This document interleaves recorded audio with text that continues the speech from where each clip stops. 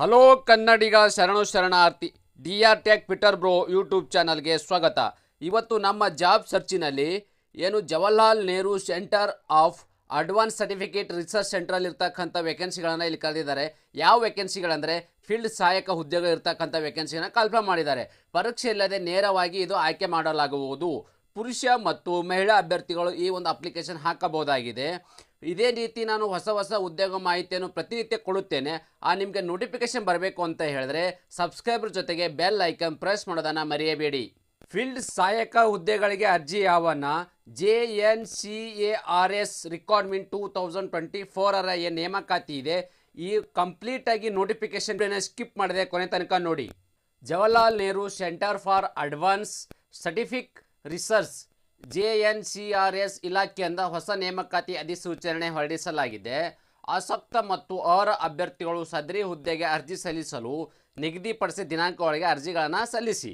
ಈ ಹುದ್ದೆಗೆ ಅಗತ್ಯವಿರುವ ವಿದ್ಯಾರ್ಹತೆ, ವೇತನ ಶ್ರೇಣಿ, ವಯೋಮಿತಿ, ಅರ್ಜಿಯ ಶುಲ್ಕ, ಈ ಥರದ ಎಲ್ಲ ಹುದ್ದೆಗಳ ವಿವರವನ್ನು ನಾನು ನಿಮಗೆ ಇಲ್ಲಿ ಕೊಡುತ್ತೇನೆ.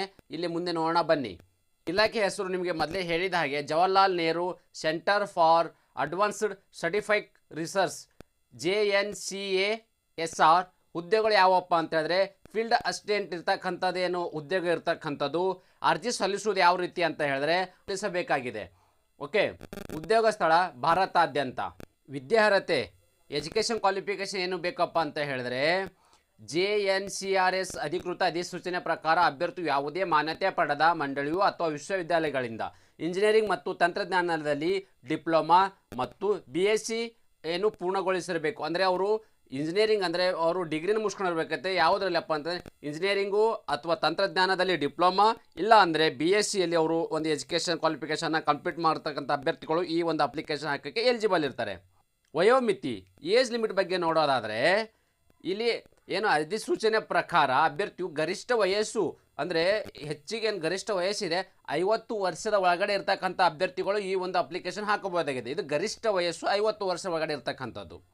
ಆಯ್ಕೆ ವಿಧಾನ ಸೆಲೆಕ್ಷನ್ ಪ್ರೊಸೆಸ್ ಹೇಗೆ ಮಾಡ್ತಾರಪ್ಪ ಅಂತಂದರೆ ಅಭ್ಯರ್ಥಿಗಳನ್ನು ಸಂದರ್ಶನ ನಡೆಸಿ ಆಯ್ಕೆ ಮಾಡಲಾಗುವುದು. ಇಲ್ಲಿ ಯಾವುದೇ ರೀತಿಯಲ್ಲಿ ನಿಮಗೆ ಎಕ್ಸಾಮ್ ಕೂಡ ಇರುವುದಿಲ್ಲ.